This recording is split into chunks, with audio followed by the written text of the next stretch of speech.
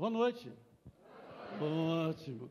Me foi concedida a honra de apresentar o pregador desta noite. Adivinha quem? Adivinha quem? Ele, pastor Luciano, que não descerá, ele subirá.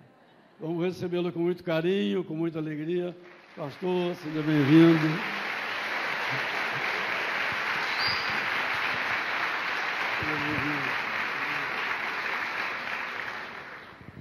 Glória a Deus. Boa noite a todos, graça e paz. Pai do Senhor, Pai de Jesus, Pai de Cristo. Estou tentando lembrar, pastor Alexandre, todos os cumprimentos e saudações que a gente viajando por aí ouve. Um prazer estar com vocês e uma alegria poder servi-los da mesa do Senhor. Sempre tem gente me perguntando, subirá seu sobrenome mesmo? Ou é nome artístico? Eu respondo, é profético, e todo crente entende isso. Antes de compartilhar a palavra, Deus colocou no meu coração, queria só dizer o seguinte, há um grande encargo no meu coração a respeito do ministério de ensino. Desde a minha adolescência, eu lembro de um texto que mexeu muito comigo, Esdras 7:10. A Bíblia diz que Esdras dispôs o seu coração para buscar a lei do Senhor, para praticar a lei do Senhor e para ensinar a lei do Senhor. Eu acho que todo crente tem a responsabilidade, em primeiro lugar, de buscar a palavra de Deus. Em segundo, a responsabilidade de vivê-la, senão não adianta falar dela. Mas todos nós, independente do chamado, temos uma responsabilidade de compartilhar aquilo que de Deus recebemos. No entanto, eu entendo ser parte do meu chamado, daquilo como eu definiria o meu principal chamado. Eu sou pastor de uma igreja local, eu amo esse trabalho, esse ministério, mas eu definiria o meu chamado principal como sendo o ministério de ensino. E Deus tem nos encorajado e desafiado a colocar chaves nas mãos do seu povo, que é o entendimento dos princípios dele. Eu gosto de dizer, quando a gente entende os mecanismos do reino, os princípios da palavra que Deus mesmo estabeleceu, a gente pode, obviamente, colher os resultados desse tipo de entendimento. E a gente tem promovido o ensino da palavra, principalmente dessas chaves, para viver essa vida abundante, vitoriosa que Deus tem, frutífera, uma vida de intimidade e de comunhão com Ele, de diversas formas. Talvez uma estratégia que está se tornando cada vez mais funcional tem sido usar essa ferramenta da internet. O nome do nosso ministério é o endereço do nosso site, orvalho.com. Também é o nome de um aplicativo gratuito que nós temos aí para todas as plataformas dos smartphones, dos tablets e todo o material que nós disponibilizamos lá, mensagens como a que vamos compartilhar hoje, no formato de áudio, de vídeo, escrito, tudo isso está disponível de forma gratuita. Você pode, as mensagens em áudio, você pode não apenas assistir, você pode baixar o arquivo, pode tirar cópia à vontade, pode abençoar quem você quiser. Às vezes chego no lugar, o pessoal pergunta, pastor, tem CD, DVD de mensagem? Digo, não, tudo que a gente tem está lá na internet, sendo oferecido de forma gratuita. São poucos os materiais que nós vendemos, os nossos livros impressos, eles normalmente são vendidos, e eu gosto primeiro de falar do que é de graça, antes de anunciar o que eu trouxe para vender. Porque eles nos ajudam a bancar toda essa estrutura, e não apenas a manter a estrutura que fornece de maneira gratuita a palavra, mas tem nos ajudado a poder realizar diversos outros projetos. Nossos livros estão sendo traduzidos para muitos idiomas. Eu creio numa palavra de Deus que o Brasil vai servir às nações. Quantos creem nisso? E a gente consegue todos, os projetos, eles são cobertos com a venda dos materiais.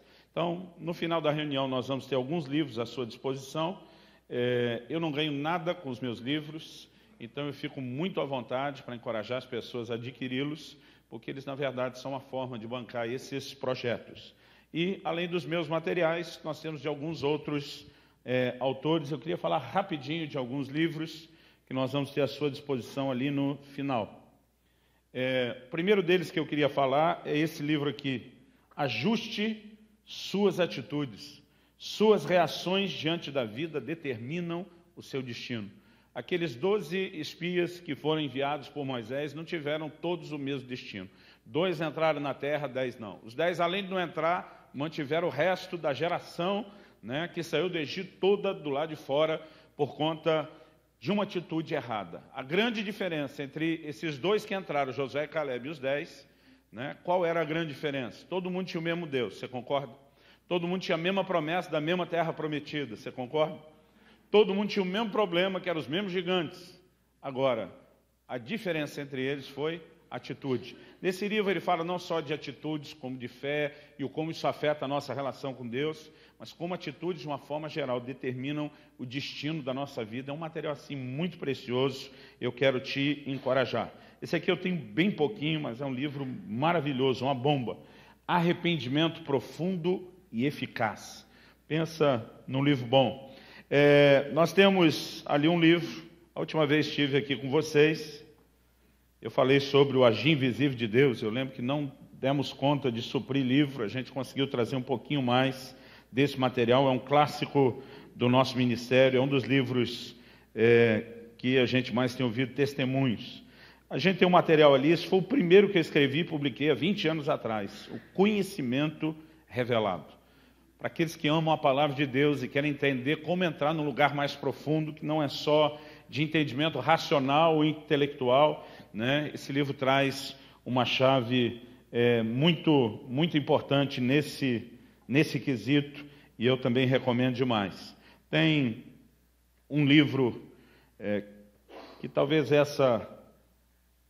esse seja o material ou a área que eu mais gastei tempo preparando. Esse livro eu levei mais de 15 anos para produzi-lo. O propósito da família, a importância da visão familiar na relação com Deus. Nesse livro a gente não fala só de família. A primeira parte sobre família, os princípios, o plano, o propósito de Deus para a família. A segunda parte do livro é só sobre o casamento, o matrimônio. E a terceira a gente fala sobre a relação conjugal, a vida do casal. Agora, a ideia não é só ajudar você a ter uma família melhor. Eu creio que é responsabilidade da igreja, né, trazer um discipulado para as famílias. Paulo diz a Tito, diga às mulheres mais velhas que exortem ou ensinem as mais novas a serem boas donas de casa, amarem seus filhos, seus maridos. Então é responsabilidade da igreja ajudar as famílias. Mas a ideia do livro, mais do que te ajudar a viver a família de acordo com o plano e o modelo de Deus, é mostrar que a visão que você tem de família, ela afeta a sua relação com Deus. Então é um livro que pode ajudar não apenas a sua família, mas pode também trazer transformação na sua relação, no seu relacionamento com Deus.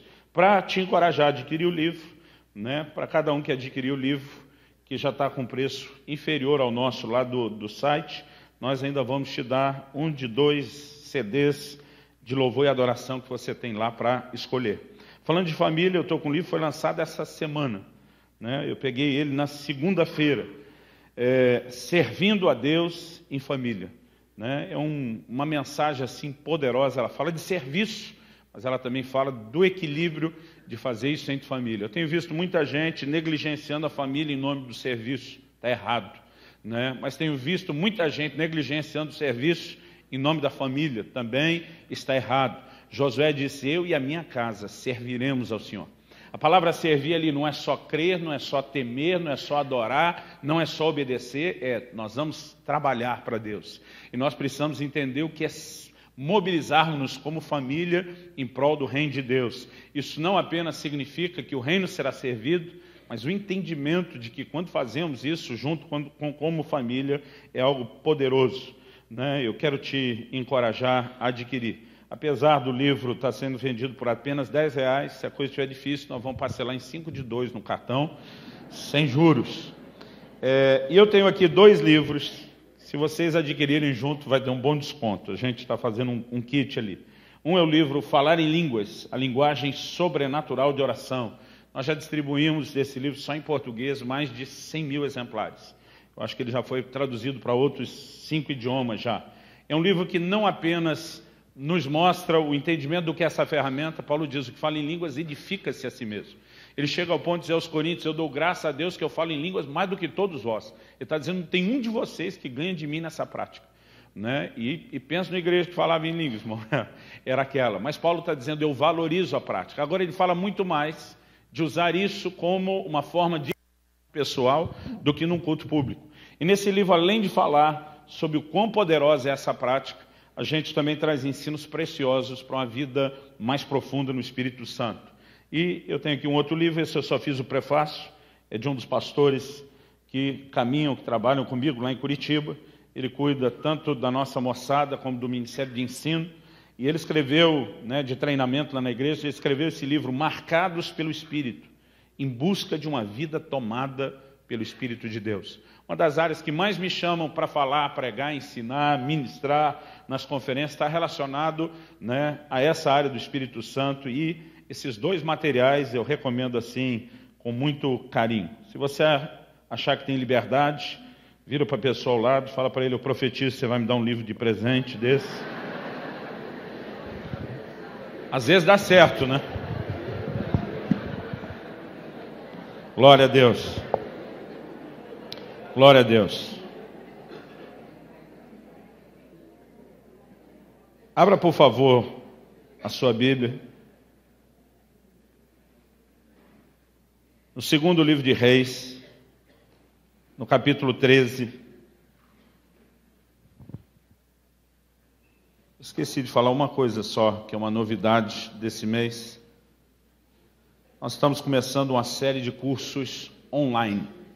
Eu li uma matéria que agora, entre a virada de 2017 e 2018 no mundo, e o Brasil está seguindo a tendência, a maior parte das graduações, elas acontecerão através de cursos à distância e não mais só no sistema presencial. A gente já tem experimentado essa realidade há muito tempo, servindo os outros. O nome do Ministério Orvalho.com é porque eu rodo por esse Brasil todo e a gente queria continuar servindo os irmãos, as igrejas por onde passa, oferecendo material à distância. Mas a gente sempre deixou apenas as mensagens dos cultos, onde normalmente não podemos nos aprofundar muito em nenhum assunto. É sempre um panorama de um pedaço de alguma coisa. Obviamente, com os livros, a gente tentou estender um pouquinho mais. Mas a gente começou a perceber um outro desafio. Apesar de eu já ter distribuído aí centenas de milhares dos meus livros, uma constatação é que o brasileiro, de uma forma geral, não é tão empolgado para ler. Às vezes a pessoa prefere... Outro dia alguém falou: pastor, não tem como fazer o audiobook, o videobook, eu estou lá preso no trânsito, eu estou ouvindo tudo que está lá, mas não tenho tempo de ler. Então nós começamos a usar todas as demais ferramentas. E uma delas agora, nós estamos trabalhando com cursos online. Vamos começar a subir muita coisa. Nós temos lá 3 anos de escola bíblica no nosso ministério, que nós vamos disponibilizar na internet. Mas algo que nós liberamos esse mês é um curso chamado Casamento dos Sonhos. Não é um curso para casais, é um curso sobre casamento. Por que eu estou dizendo não é para casais? Porque... quem mais precisa aprender sobre casamento é o solteiro, não é nem o casado. Porque a melhor hora de aprender sobre casamento é antes de casar e não depois. Um dia desses eu estava anunciando esse livro da família, e quando eu falei que 2/3 do livro era sobre casamento, que tem uma parte que fala de matrimônio, a outra da vida conjugal, eu vi um rapaz falar: então não é para mim porque eu sou solteiro. Eu falei: não, é para você. Quem mais precisa aprender é quem nem casou. E durante anos, ministrando para casais, eu ouvia protesto de muita gente. Dizia: pastor, eu quero participar do curso e não posso.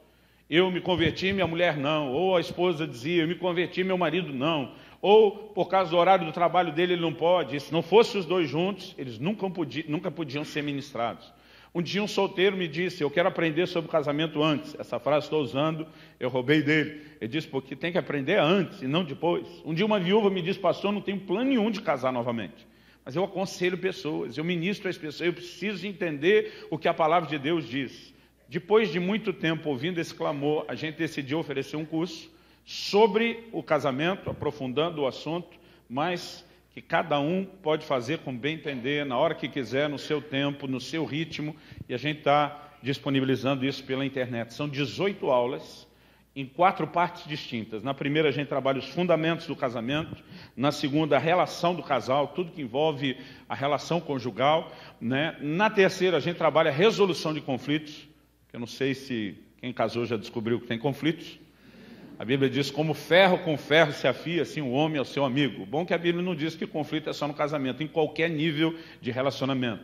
Mas na quarta e última parte, a gente fala sobre a intervenção de Deus. Deixamos a parte da intervenção de Deus por último. E se você não for assistindo cada aula, você não passa para a próxima. Né? Por que deixamos por último? Porque alguns querem jogar só para Deus, quando a maior parte da responsabilidade é nossa. Deus já diz o que a gente tem que fazer, e se a gente obedecer o princípio bíblico, o casamento vai funcionar. Nós deixamos a parte do milagre de Deus para o fim, mas que também é algo muito precioso. Se te interessar, né, você pode acessar lá no orvalho.com, tem um banner, você descobre o caminho, é tudo autoexplicativo, e se te abençoar, divulgue.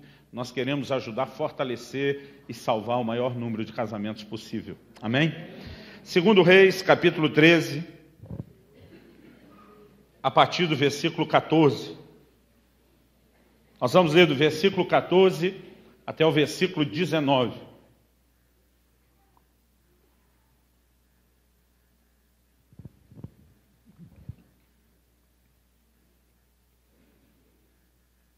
A palavra de Deus diz assim: nós temos aqui um encontro do rei Jeoás, que era um rei em Israel.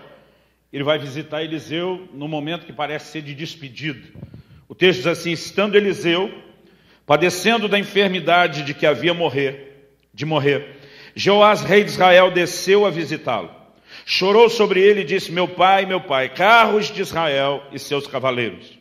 Então lhe disse Eliseu: toma um arco e flechas. E ele tomou um arco e flechas. Disse ao rei de Israel: reteza o arco, e ele o fez. Então Eliseu pôs as mãos sobre as mãos do rei e disse: abre a janela para o oriente, e ele abriu. Disse mais Eliseu: atira, e ele atirou. Prosseguiu: flecha da vitória do Senhor, flecha da vitória contra os sírios, porque ferirás os sírios em Afeca até os consumir. Disse ainda: toma as flechas, e ele as tomou. Então disse ao rei de Israel: atira contra a terra, e ele a feriu 3 vezes e cessou. Então o homem de Deus se indignou muito contra ele, e disse: 5 ou 6 vezes deveria ter ferido. Então feririas os sírios até os consumir. Porém agora só 3 vezes ferirás os sírios. Verso 25. Jeoás, filho de Jeoacás, retomou as cidades das mãos de Ben-Hadad, que este havia tomado das mãos de Jeoacás, seu pai, na guerra. 3 vezes Jeoás o feriu e recuperou as cidades de Israel. Meu Deus, declaramos nossa dependência e confiança no Senhor, para que a gente tenha mais do que um discurso, uma palestra. Que o teu Espírito, o Espírito Santo da verdade, ilumine os olhos do nosso entendimento, traga revelação, entendimento espiritual e aquela aplicação personalizada que só o Senhor pode trazer da tua palavra nos nossos corações. É o nosso clamor em nome de Jesus. Te damos honra, te damos glória, te damos louvor desde já, pela certeza da ação do Senhor no nosso íntimo, em nome de Jesus. Amém. Amém. Eu olho para esse texto e eu percebo algo muito importante, não apenas em relação àquilo que aconteceu nessa época e nesse relato. Apesar da gente ter um momento de descrição de um episódio da história do ministério de Eliseu, ou poderíamos dizer, da história do rei Jeoás, o que na verdade está por trás de tudo isso, ou desse relato, é um ensino para mim e para você. Romanos 15:4 diz que tudo quanto foi escrito para nosso ensino foi escrito.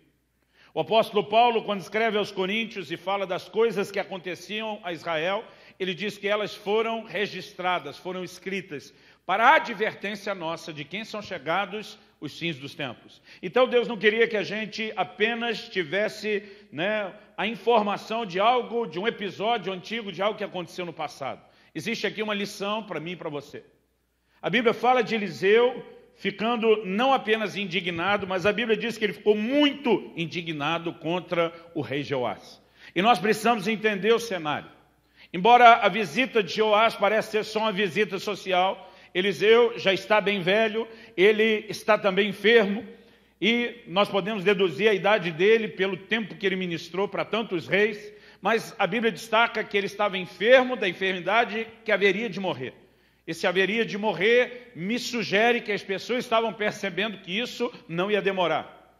O rei usa com ele uma expressão que eu brinco, parece ser uma gíria da época. Pelo menos Eliseu usou com Elias: meu pai, carros de Israel. Quando o camarada falava assim, parece que estava avistando a carruagem que vem buscar. De alguma forma, naquele momento, a declaração que ele faz é de reconhecer que Eliseu está para ir embora. Então, acredito que a visita era uma visita social de despedida. Mas Eliseu, como um bom homem de Deus, não importa se já está velho, se está ou não, aposentado ou na hora de aposentar, se achava no direito de dizer eu preciso parar, ele até o fim está sendo um instrumento de Deus para abençoar pessoas. E ele se permite ser usado por Deus na vida do rei Jeoás. Quando ele diz, pega o arco e flecha, o rei pegou, e ele diz, abre a janela que dá para o oriente, e o rei abriu, e ele diz, atira. No momento em que o rei atira, Eliseu profetiza, essa é a flecha da vitória do Senhor contra os sírios. Eu não creio que essa flecha se transformou num míssil balístico de alta potência, caiu no arraial da Síria, destruiu tudo e todos. Nós entendemos que provavelmente ela não foi muito além do quintal da casa de Eliseu. Porque quando foi feita a declaração profética, essa é a flecha da vitória do Senhor, Deus não estava falando que a flecha em si resolveria o problema, mas Deus estava dizendo naquele momento, e nós podemos chamar isso que eles fizeram de um ato profético, uma encenação no reino espiritual, onde se faz declarações, não apenas de fé, mas debaixo da inspiração e da liberação de uma palavra de Deus. Naquele momento, ao abrir a janela para o oriente, imagino provavelmente o local, né, a direção para onde estava acampado o inimigo, ele não apenas está declarando guerra contra o inimigo, mas ele está declarando que crê numa provisão de Deus de vitória, de intervenção, e é isso que Eliseu está profetizando, é a flecha da vitória do Senhor. Eliseu não está dizendo será a sua vitória, ele está dizendo Deus vai fazer algo em seu favor. Agora, logo depois, Eliseu vira para ele e falou, agora tira no chão. Eu não creio de forma alguma que Jeoás deduziu que deveria ter algum sírio enterrado debaixo da areia, escondido ali. Ele entende certamente que isso é uma continuação do ato profético. Mas a Bíblia diz que ele fere o chão 1, 2 e 3. E na terceira ele parou. E é justamente pelo fato de ter parado na terceira e não continuado, que Eliseu fica indignado. Não só indignado, muito indignado. Eliseu olha para ele e diz, 5 ou 6 vezes você tinha que ter ferido. Qual é o argumento de Eliseu? Ele diz, então você feriria o inimigo até o consumir. O que ele está dizendo? Você poderia literalmente acabar com a raça do inimigo. Você poderia impedir que eles voltassem a se levantar como nação, ou pelo menos como um exército que ofereça ameaça. Porque basicamente ele está dizendo 3 vitórias não é suficiente para arrasar ou aniquilar o inimigo. Vai apenas enfraquecê-lo, vai apenas ganhar tempo, mas de novo ele voltará para oferecer problemas. Eliseu está dizendo, Deus queria te dar vitória plena, já tinha sido profetizado isso. Você vai ferir os sírios até os consumir. Então já havia sido revelado que o plano e o propósito de Deus era dar vitória plena, era consumir o inimigo. Mas Eliseu olha e diz, ninguém consome o inimigo com só 3. Você tinha que ter ferido mais. E a indignação de Eliseu é de alguém que abortou aquilo que Deus queria fazer, por uma atitude de conformismo. De alguma forma o rei diz, 3 está bom. Se eu ganhar 3, está bom. Eu não preciso mais do que isso. Quando, na verdade, a promessa feita era, você vai ferir até os consumir. Eu olho para isso e eu vejo um paralelo, querido. Não adianta Deus pensar ou planejar algo melhor a seu respeito. Não adianta Deus fazer promessas a seu respeito. Se você se conformar com algo inferior ao que Ele tem falado a seu respeito, você vai viver aquém do plano e do propósito de Deus. Nós vamos ouvir o Senhor Jesus nos evangelhos declarando mais de uma vez para pessoas diferentes, seja feito conforme a sua fé. Porque aquilo que eu e você vamos experimentar de Deus na minha e na sua vida, não depende apenas e simplesmente da vontade dEle. Algo que eu tenho aprendido é que nós precisamos entender que entrar naquilo que Deus tem para nós é uma decisão que fazemos através da fé. Vamos pensar na salvação. A Bíblia diz, pela graça sois salvos mediante a fé. Todo homem necessita de salvação, mas ele não é salvo porque tem necessidade de ser salvo. Deus deseja que todos os homens se salvem, diz lá 1 Timóteo. Mas o homem não é salvo porque Deus deseja que ele seja. Então não adianta ter de um lado a necessidade, não adianta ter do outro lado a promessa. É necessário fé, porque Deus não responde ou atende necessidades, Ele atende fé. Tudo que Ele faz na minha e na sua vida é uma manifestação da graça dEle. Mas só existe uma porta de entrada para os depósitos da graça de Deus. Em Romanos 5, Paulo diz, pela fé nós temos acesso a essa graça. E a única forma de entrar nessa esfera da graça, onde Deus oferece tudo aquilo que Ele quer fazer na minha e na sua vida, é através da fé. E nós precisamos aprender a ter uma postura correta de fé.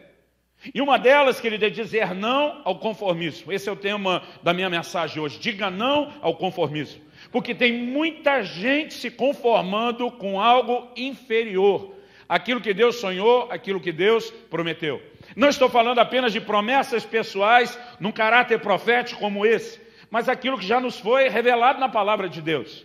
Deus fala de um lugar de comunhão e intimidade que nós podemos ter com Ele.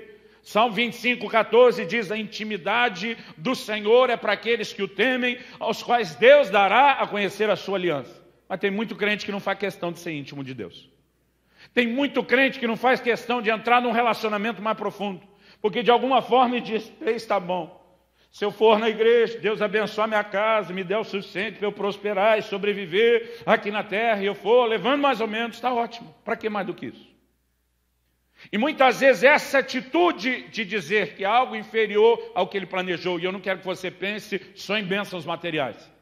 Nós vamos falar de relacionamento com Deus aqui, nós vamos falar de uma vida no Espírito, nós vamos falar de serviço, de uma vida de frutificação, que toque e abençoe os outros, mas a verdade é que o limite, querido, da onde você pode chegar não está em Deus, o limite está em você. E nós precisamos entender a importância de ir além.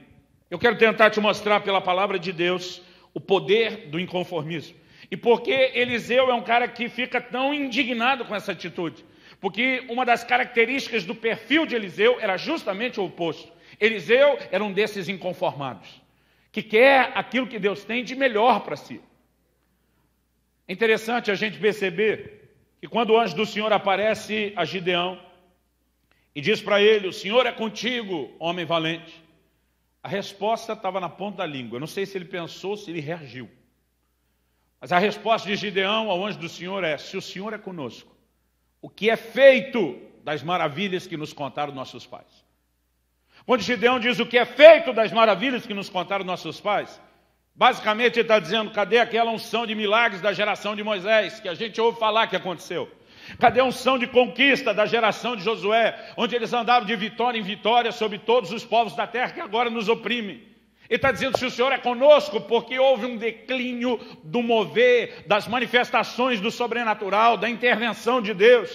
Irmão, o que nós temos é um cara inconformado, dizendo: não importa se a maioria está feliz, está contente com isso, não importa se a maioria resolveu estacionar nesse lugar em Deus. Basicamente ele está dizendo: eu quero mais, eu não quero viver ouvindo as histórias do passado sem ver isso acontecer hoje. Agora, este tipo de gente, para quem o anjo do Senhor vem dizer: o Senhor é contigo, porque os inconformados, eles atraem a ação e a manifestação de Deus. Quando você olha 2 Crônicas 16:9, a Bíblia diz que os olhos do Senhor passam por toda a terra, procurando corações que sejam inteiros, íntegros para com Ele, a fim de que Ele possa se mostrar forte. Então Deus não vai se mostrar forte para todo mundo. Ele está procurando quem realmente vai levá-lo a sério. Ele está procurando quem realmente quer aquilo que Ele tem. Ele está procurando gente cujo coração seja diferenciado para com Ele, porque Ele diz: para esse eu vou me mostrar forte, para esse eu vou me mostrar forte. E nessa hora, provavelmente, os olhos dele estão varrendo esse auditório, dizendo: onde estão os inconformados? Onde estão aqueles que querem mais? Porque nós não podemos aceitar, querido, viver algo inferior àquilo que Deus sonhou e planejou. Existe um grito no meu coração, um clamor no meu coração desde a minha adolescência. Eu quero ver o sobrenatural de Deus restituído na igreja. Eu não estou falando, querido, apenas de uma bênção ou outra. Há uma provisão para que a gente viva e experimente mais. A gente vem para o culto, ergue a mão, canta que Deus é poderoso, mas às vezes nós passamos uma vida inteira sem ver muito do sobrenatural e basicamente a gente está dizendo: tá bom. Eu não estou dizendo que você vai ver isso todo dia. Eu não estou dizendo que você vai viver de milagre todo dia. Mas dá para experimentar um pouco mais do que aquilo que a maioria de nós tem experimentado. E a razão pela qual isso às vezes não está acontecendo não é porque Deus não quer. Às vezes a promessa dele sobre a minha e a sua vida é exatamente essa: eu quero que você fira o inimigo até os consumir. Mas se você diz 3 está bom, Deus diz: com isso não dá para você consumir o inimigo. Então nós precisamos entender o poder do inconformismo. Se o conformismo vai nos prender em algo inferior àquilo que Deus tem, essa atitude de dizer: eu não aceito, eu não vou estacionar antes de viver o melhor de Deus, a plenitude de Deus, pode nos levar a experimentar mais da parte de Deus. Quem está entendendo, diga amém. O conformismo limita, mas o inconformismo em Deus baseado no entendimento da sua palavra, do seu plano e do seu propósito. Porque não adianta você ser um conformado simplesmente como aquele tipo de atitude de alguém que está revoltado com a vida. Estou falando do anseio de viver aquilo que Deus tem falado que Ele deseja fazer nas nossas vidas. Então esse tipo de inconformismo vai nos levar além. E como eu disse, o próprio Eliseu, a razão pela qual ele fica tão indignado é que o perfil dele é de um inconformado.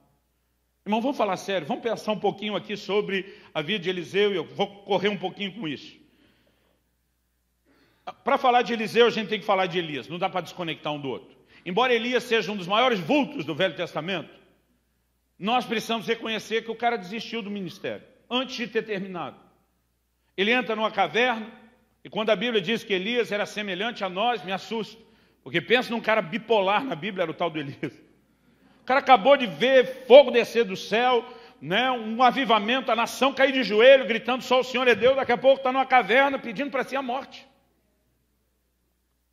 Só que quando a Bíblia diz que ele era semelhante a nós, parece que eu e você somos sujeitos aos mesmos altos e baixos. Agora, interessante que nessa caverna onde ele vai pedir a morte, a Bíblia diz que ele correu para cá para salvar sua vida. Porque Jezabel ameaçou matá-lo, então ele foge para cá justamente porque não quer morrer. Agora chega aqui e diz para Deus, eu quero morrer. Se eu fosse Deus, dizia, então volta que Jezabel te pega e faz o serviço. Pai. Alguém outro dia tentou me explicar, falou, não, pastor, Elias era machista, não queria morrer pela mão de uma mulher. Não é nem mulher, mulher, ele me falou. Agora nós precisamos entender que Elias, ele desistiu. Ele disse para Deus, melhor me é morrer do que viver. Sabe o que ele diz? Não sou melhor do que meus pais. O que ele está tentando dizer? Eu acreditei que a minha geração podia ir além da geração anterior. Eu acreditei que nós poderíamos fazer diferença. Mas quer saber, eu já estou desiludido. E eu acho que nós não vamos a lugar nenhum. Por mim, deu a conta, deu a tampa, deu o que tinha que dar, estou fora. Ele pede para Deus, ele apresenta para Deus o que hoje a gente chamaria de uma carta de demissão. E o curioso é que Deus aceitou. Mas diz, vai cumprir um aviso prévio primeiro. E vai ser responsável, antes de cair fora, para achar um substituto, que já que você não vai terminar o que eu tenho, ele tem que terminar o que é seu. Deus dá para Elias, naquele momento da caverna, basicamente 3 tarefas, eram as últimas.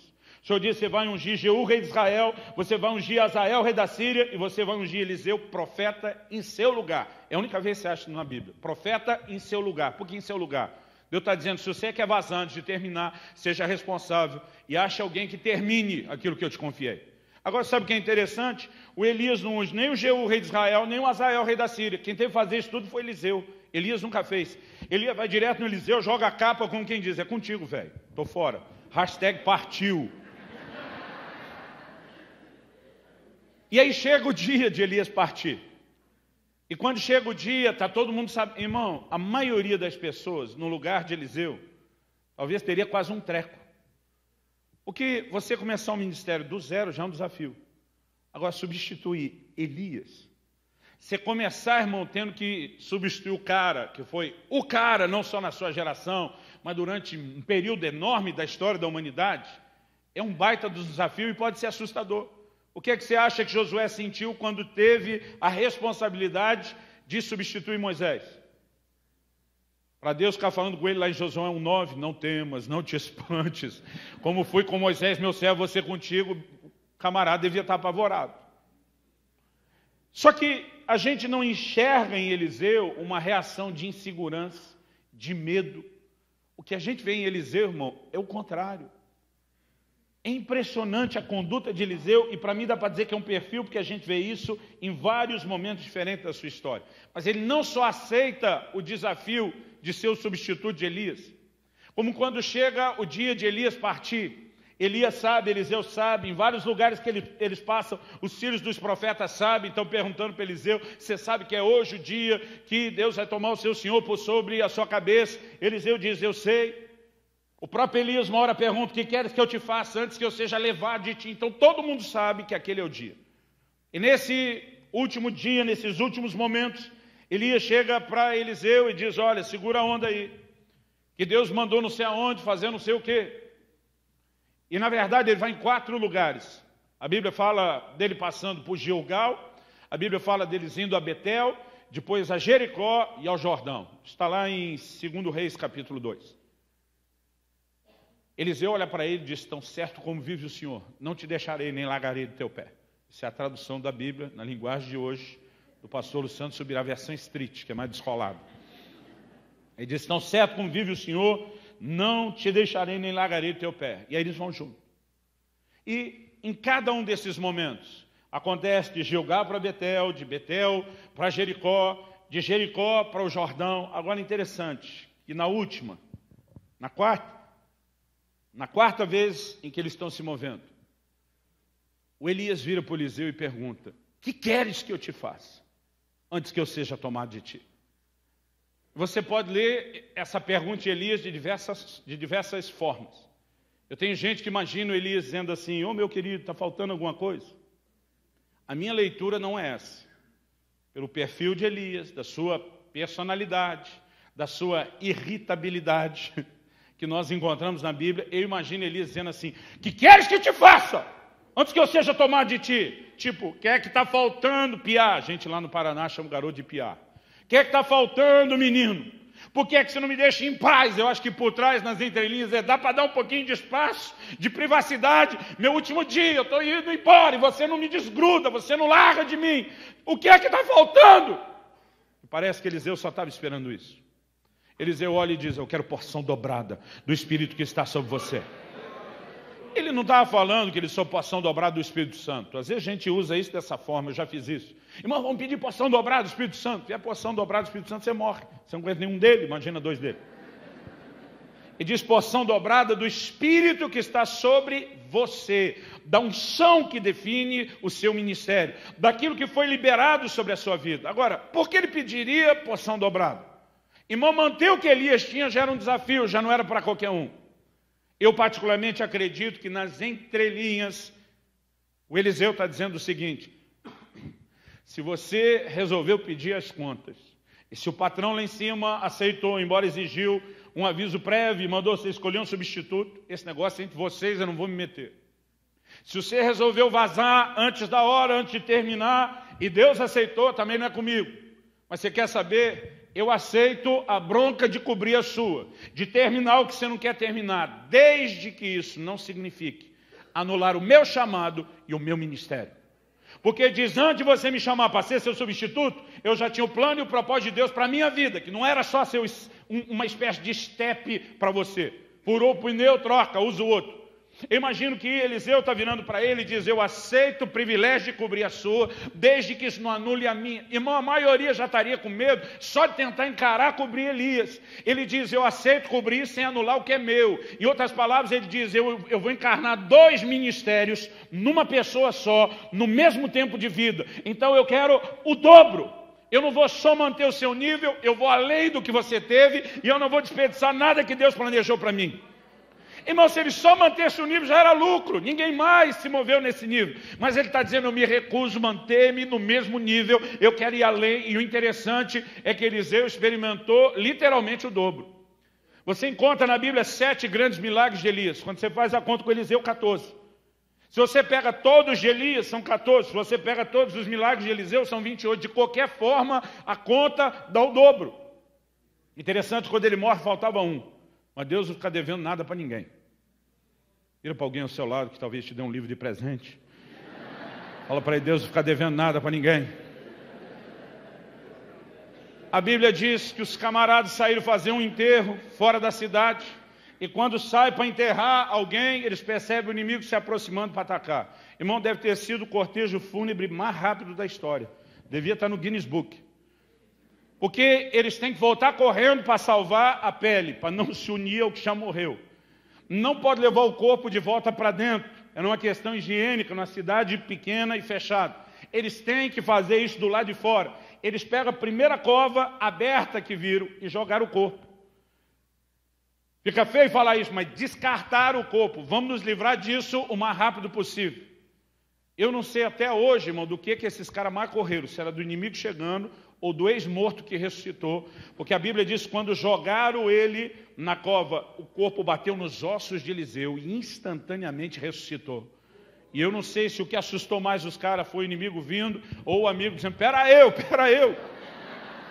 Agora, a gente vê um nível de milagre, de intervenção do sobrenatural na vida de Eliseu, mas nós vemos um cara que dizia, eu não vou aceitar menos do que o melhor de Deus para a minha vida. Quem está entendendo, diga amém. Quando os dois estão conversando, um carro de fogo os separa, Elias sobe num redemoinho, diz a Bíblia. Qual foi a primeira coisa que Eliseu fez? A Bíblia diz que a capa caiu. Quando a capa caiu, Eliseu passa a mão na capa e ele está já de olho no Jordão. Porque quando chegaram naquele lugar, o que a geração inteira de Josué viu, Elias e Eliseu tiveram um milagre VIP. O Jordão abriu só dos dois. Os dois passaram, imagina o Eliseu, uau! Pelo menos é o que eu teria feito passando o Jordão. Uau! Agora eles estão do lado de cá e Elias foi embora. Aquela mesma capa que foi jogada sobre ele, caiu. Ele sabe, porque o próprio Elias, quando ouve o pedido de Eliseu, ele responde, dura coisa pedir. Mas o cara está acostumado a ver o sobrenatural. Mas em outras palavras, eu acho que ele está dizendo para Eliseu, abusado você. Se conseguisse manter meu nível, já tinha que erguer a mão para o céu. Se tu quer viver o dobro. Eu acho que nem Elias acredita naquilo. Ele joga batata quente para cima e diz, é com Deus. Se me vires, quando for tomar de ti, assim se fará, assim não, quem vai decidir isso é Deus. Mas ele diz, você está pedindo muito. Agora, Eliseu viu no momento em que ele foi tomado. Eliseu sabe que ele foi atendido. Eliseu passa a mão naquele manto e está de olho no Jordão. E eu imagino ele pensando, é ruim que eu vou voltar nadando. Porque para chegar ali, irmão, não passaram a nada. O Jordão se abriu diante deles. E quando Eliseu está de olho no Jordão com aquela capa, e a Bíblia diz que ele vai e fere o Jordão com a capa. E o Jordão se abriu diante dele. Sabe o que eu imagino que foi a primeira decisão de Eliseu depois que Elias partiu? Do nível de mover, do nível de intervenção de Deus que eu já vivi e experimentei. É daqui para mais, é daqui para frente, nunca daqui para trás. Ele era um inconformado, irmão. Agora, quando ele fere o Jordão, de novo a gente vê o perfil de um inconformado. Quando ele fere o Jordão, qual é o grito, o brado dele? Onde está o Deus de Elias? Ele não pergunta onde está Elias, porque ele sabe que Elias foi embora para não voltar mais. Irmão, deixa eu te dizer, de tempos em tempos, nós vamos ver visitações diferenciadas de Deus. Nós vamos ver moveres de Deus. Alguns são muito fortes e ganham a cara e a identidade de determinados ministérios, mas normalmente duram só enquanto eles estão conosco. E nós precisamos entender que muitas vezes é hora de virar a página e dizer isso que Deus fez dessa maneira, nesse formato, nesse tempo, acabou. Agora, o fato de que um mover específico acabou não significa que Deus foi embora, não significa que não vai ter mais nada. Nós precisamos ter uma mentalidade diferente. Eu encontro muita gente viajando pelo Brasil que vive de saudosismo. E é isso que eu vejo quando Eliseu passa o Jordão. A Bíblia diz que os filhos dos profetas vêm para ele com um pedido. Qual era o pedido? Nos deixa procurar o corpo de Elias. Eliseu diz, não faz isso, não perde tempo. E ele fica insistindo. De tanto insistir, Eliseu diz, vai. Para depois cumprir o papel da mulher no casamento. Quando eles voltam 3 dias depois, não achamos, Eliseu diz o quê? Eu vos disse. Esse é o papel da esposa. Todo marido sabe quando ouve o conselho da mulher, termina com ela dizendo, eu te disse, eu te falei. Agora, o que é que está por trás desse diálogo? Primeiro, Eliseu sabe que Deus não ia pegar Elias, levá-lo para descartar no meio do caminho, porque Deus não faz comigo, com você, o que a gente faz com um copo descartável de plástico, depois de beber água ou qualquer coisa, a gente dá um fim. Ele sabe que Deus não faria isso. Mas a pergunta é, por que essa turma quer o corpo? Porque na mentalidade dos povos antigos e com a nação de Israel não é diferente. Quando alguém morre, tem que ter velório, e quanto mais importante for a pessoa, maior é o tempo do velório. Irmão, 7 dias chorando alguém era algo comum. Na Bíblia, dependendo da pessoa, nós vamos ver a Bíblia falando de pranto de 30 dias, de 40 e até 70 dias. Agora, um cara como Elias vai embora e nós não vamos ter um corpo para chorar? Um cara como Elias vai embora e nós não vamos ficar lamentando tudo que de bom Deus fez e como isso tudo agora terminou? O povo quer um corpo é para ficar chorando. Como tem muita gente hoje em dia vivendo nessa espécie de saudosismo dos moveres passados. Eu estava dizendo, encontro gente no Brasil inteiro com esse tipo de conversa. Pastor, eu tinha que ver um mover de renovação espiritual da década de 70, 60, 70. O Espírito Santo veio com força, você não sabe quando foi. Ficou ouvindo, eu digo, nasci em 72, no finzinho. Só ouvi falar, não me lembro de nada da década de 70. mas sei que foi forte. Aí chegou a década de 80, essa eu era criança, mas me lembro. Irmão, Deus começou uma revolução no louvor e adoração da igreja brasileira. Não foi só a mudança da hinologia ou da liturgia. Irmão, não importa o culto. Parece que não importava, e na época a gente não tinha nem estrutura de som bom, nem instrumento bom como hoje. Parece que nem os músicos eram tão bons, na sua maioria. Mas quem pegou a década de 80 sabe o que eu estou dizendo. Bastava a gente cantar, fosse um hino antigo, ou que a nossa geração chamava de um corinho. Um hino antigo ou um corinho. E de repente aquela glória, aquela presença de Deus vinha que parece que dava para pegar com a mão. Irmão, não sei explicar o que aconteceu na década de 80, mas era um mover visível de Deus na adoração. Então veio a década de 90, essa eu já era maiorzinho. Esse moveu, eu nadei de braçada nele. O mover de cura, sinais, milagres, maravilhas rompeu por toda a nação. Sabe, de tempos em tempos nós vamos olhando e reconhecendo determinados moveres. Agora, o problema das pessoas é quando às vezes um mover desse termina, ele de alguma forma olha como quem diz, quem aproveitou, aproveitou, quem não aproveitou, dançou, foi, acabou, e não vai ter mais nada. Quando Eliseu está dizendo, onde está o Deus de Elias? Ele está dizendo, Elias pode ter ido embora, mas Deus continua conosco, e se Deus continua, vai continuar tendo milagre. O que ele está dizendo, o Jordão não abriu por causa de Elias. A capa podia estar na mão dele, mas quem abriu foi Deus. E ele está dizendo, Deus, Elias pode ter ido embora, mas eu creio que você ficou, o Senhor continua conosco, e nós vamos ver mais do seu poder. E está na hora da igreja brasileira parar de chorar o mover do passado, e acreditar que tem coisa maior para ser vivida e experimentada. A palavra de Deus diz que durante os dias de Esdras, quando ele reconstrói o templo e chega o dia da inauguração, a grande festa. Se você depois quiser anotar, eu estou tentando ganhar tempo. Em Esdras, no capítulo 3, de 10 a 13, a Bíblia diz que houve uma voz de júbilo enorme. Mas a Bíblia fala de uma outra voz concorrendo com a voz de júbilo. Nós temos dois grupos e nós temos dois tipos de barulho, um concorrendo com o outro. Do lado de cá, a Bíblia diz que os jovens estavam se regozijando, porque a maioria deles nasceu no cativeiro de Babilônia. A maioria deles não viu o templo de pé. Nabucodonosor já tinha destruído. A maioria deles não teve culto, não teve esse formato de adoração. Agora eles não apenas voltam para a sua nação, mas eles estão vendo que para a geração deles é um avivamento. É o recomeço de algo que eles nunca experimentaram, então eles estão em festa. Mas a Bíblia diz que do lado de cá os mais velhos choravam. E a Bíblia diz, não dava para distinguir o choro do júbilo, porque os dois concorriam, os dois se misturavam. Agora a pergunta é, por que os mais velhos estão chorando? Os mais novos estão alegres porque eles estão vendo algo que eles nunca tiveram. Para eles, a visão é clara, nós vamos entrar em algo melhor do que aquilo que a gente experimentou antes. Agora, os mais velhos estão chorando porque eles estão olhando para a nova casa sendo construída, e lá dentro deles, eles estão dizendo, é ruim que isso aí vai ser igual ao tempo de Salomão. Casa boa, mover bom era o nosso. E aí Deus tem que levantar o profeta Ageu para dizer para esse grupo, para os velhos que estão chorando, ei, a glória da última casa será maior do que a primeira. Deus está dizendo, para de chorar. Deus está dizendo, eu sou um Deus de revelação progressiva, eu ando para frente e não para trás. Irmão, nós precisamos entender, Deus já fez coisas lindas, preciosas na nossa nação, mas nós temos palavras proféticas sobre a nação brasileira. Deus tem falado sobre avivamento, Deus tem falado sobre fazer coisas extraordinárias. Então não me importa quanto mover já passou, quanta coisa foi abortada ou interrompida até agora. Eu quero ser daquele time que diz, como Eliseu, onde está o Deus de Elias? Porque Elias pode ter ido embora, o mover pode ter passado, mas Deus continua no nosso meio. O Espírito Santo não foi embora e Deus não deixou de ser Deus. Agora, se nós nos conformarmos com quem diz o que tinha de bom já aconteceu, ou ficarmos olhando para a nova geração. Irmão, meus filhos, eles querem que eu fique contando histórias o tempo todo, não só do que eles veem hoje. Ele diz, papai, o que a gente testemunhou vendo, legal. A gente quer saber as coisas desde a sua adolescência. Então, não é que eles ficam, uau, acontecia essas coisas desse jeito.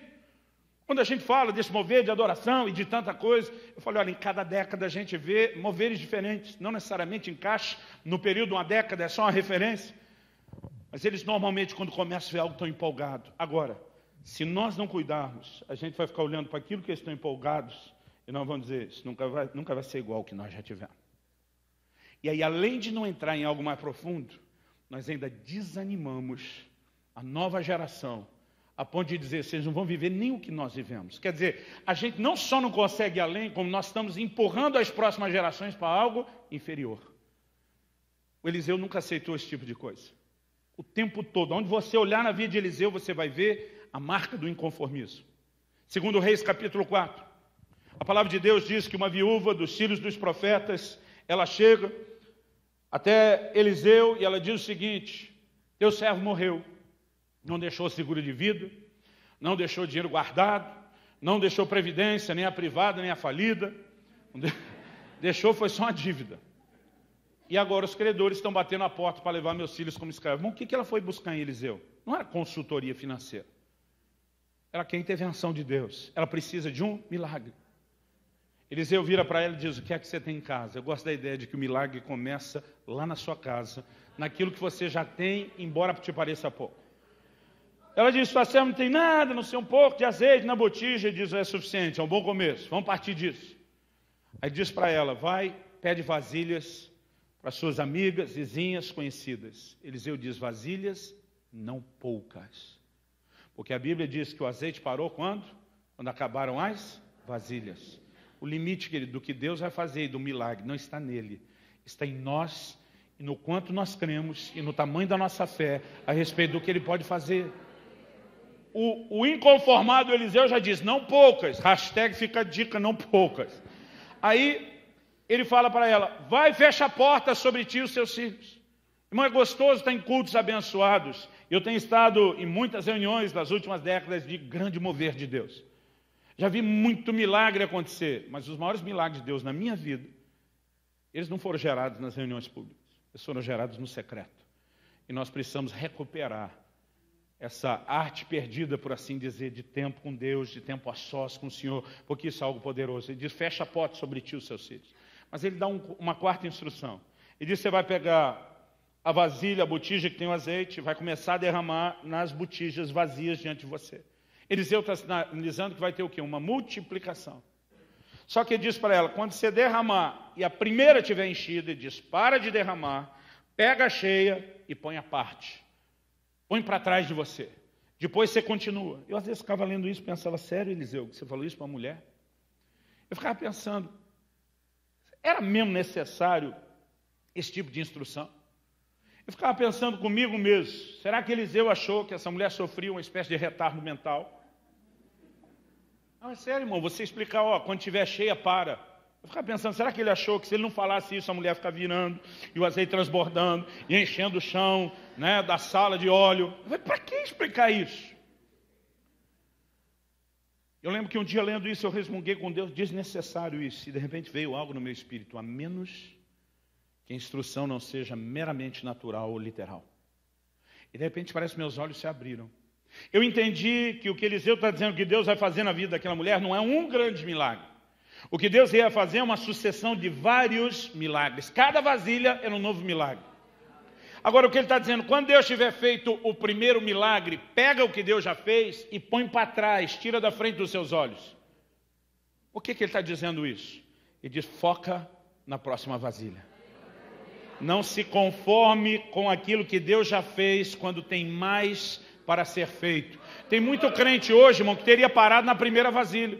Imagina uns crentes lá, quando derramasse e visse a primeira encher, eu acho que já ia dar um surto de crente nele. Aleluia, glória a Deus. Imagina ele abraçando aquele negócio, pegando a vasilha do milagre. Não ia nem vender para pagar dívida, porque aquilo é uma espécie de troféu para ele. Imagina os outros dizendo: deixa eu ver o óleo, olha quando chegar perto, é o óleo do milagre. Porque consciente ou inconsciente ele está dizendo: nunca vai acontecer outra dessa. E às vezes eu e você com Deus somos assim.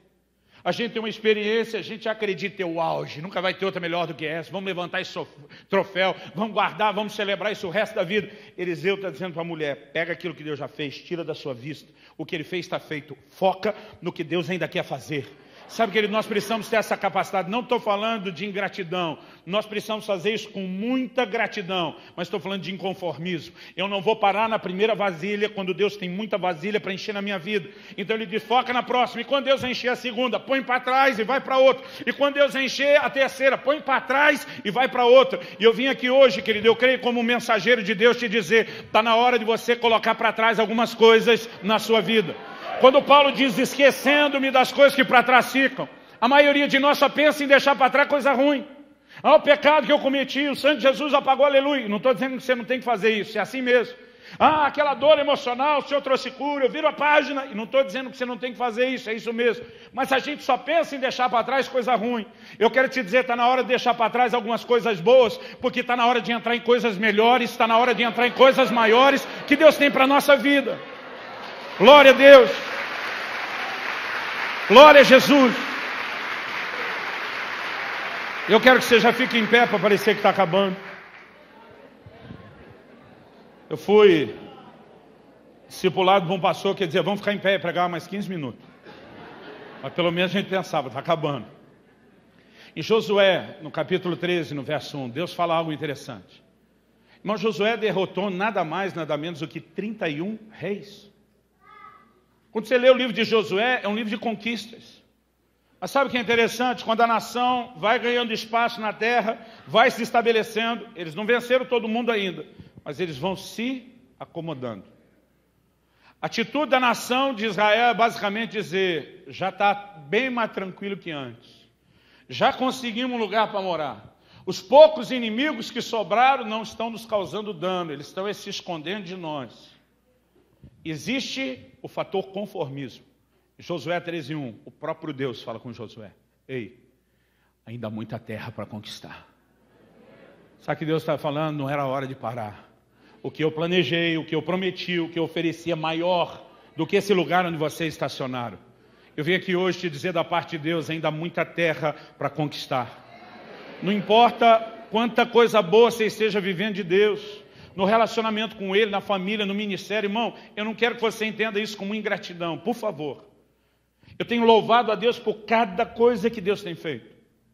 Cada vez que eu vejo intervenção de Deus, que eu vejo provisão para os projetos, eu levanto a mão e digo, Senhor, eu te louvo pelo que o Senhor fez, mas me recuso a achar que parou aqui. Porque eu sei que tem mais.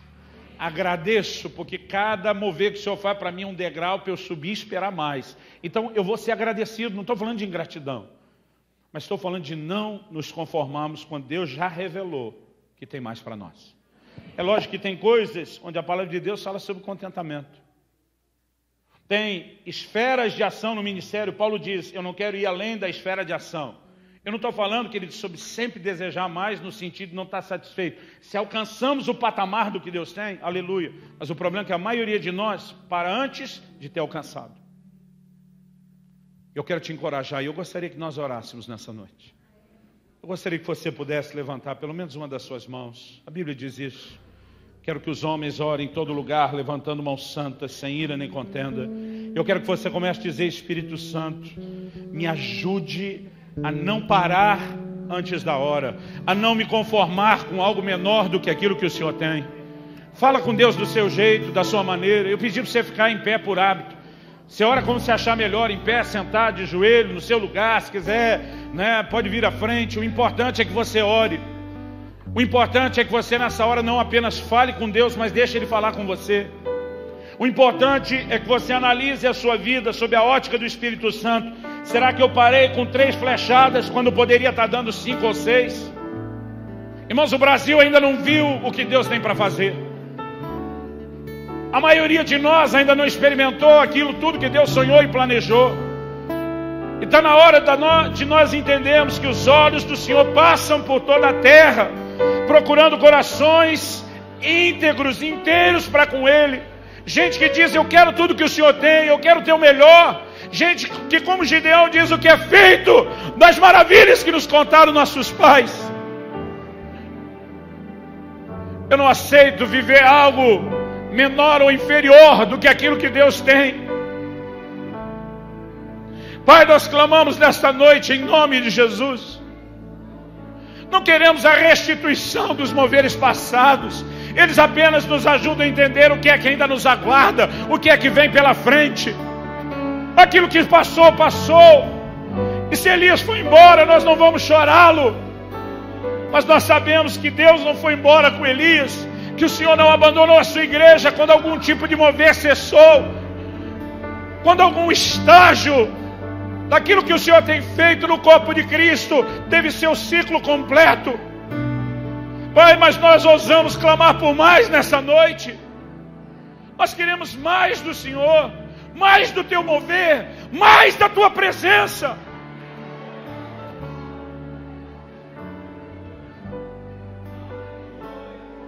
E nos arrependemos porque muitas vezes flechamos o chão poucas vezes. Porque muitas vezes paramos antes da hora. Nós não queremos, Senhor. Não estamos falando apenas de conquistas materiais ou naturais, ou mesmo aquilo que só se mensura no ministério. Nós falamos do nosso relacionamento contigo. Ezequiel entra com o anjo 1000 côvados rio adentro, e a água ainda dava nos tornozelos. E o anjo não deixou Ezequiel parar, porque ainda não era hora de parar. Então eles medem mais 1000 côvados, e agora a água está nos joelhos, mas não pararam, porque ainda não era hora de parar. Avançam mais 1000 côvados, e a água dá nos lombos, mas não pararam, porque não era hora de parar.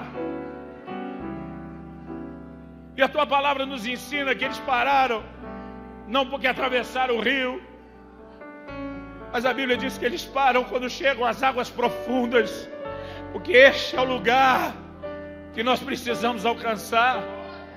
Meu Deus, nós queremos as águas profundas. Não importa se já progredimos, não importa se já temos mais água que no início, se já temos mais do que o tornozelo, mais do que o joelho, nós não vamos parar antes de chegar nas águas profundas. E nós oramos: desperta-nos, abre os nossos olhos, ajuda-nos a ter uma nova atitude e postura. Nós não queremos ser uma geração que resgata o mover do passado. Nós queremos ser a geração que vai além. Uma geração que entende que a glória da última casa será maior do que a primeira. Sopra sobre nós. Desperta. Vivifica a medida de fé que o Senhor repartiu com cada um de nós. Fala ao coração dos meus irmãos e irmãs hoje. Não apenas com a aplicação da palavra que de forma generalizada cabe a todos nós, mas eu oro, Espírito Santo, por aquela aplicação personalizada que só o Senhor pode fazer. Talvez o Senhor esteja falando com alguém sobre uma condição familiar, talvez o Senhor esteja falando com alguém sobre relacionamento contigo, talvez o Senhor esteja falando sobre frutificação no ministério. Traz a aplicação que só o Senhor pode fazer. Mas eu oro que toda a cadeia do conformismo seja quebrada pelo poder da tua palavra e da ação do teu Espírito Santo. Eu oro por uma nova resposta de fé. Eu oro por uma nova dimensão de expectativa. Eu oro por uma nova dimensão de anseio no coração de cada um, para provar mais daquilo que o Senhor tem. Em nome de Jesus.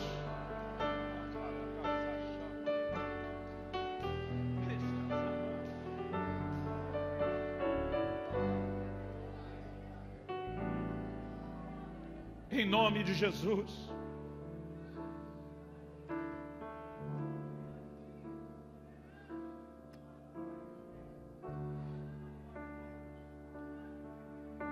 Pai, nós clamamos: se o Senhor não vivificar essa palavra, terá sido só um discurso, talvez só uma palestra motivacional. Nós precisamos de mais do que isso. Nós oramos que o Senhor vivifique a tua palavra em nós, que ela libere fé, que ela nos guie a uma nova atitude diante do Senhor. Em nome de Jesus. Em nome de Jesus.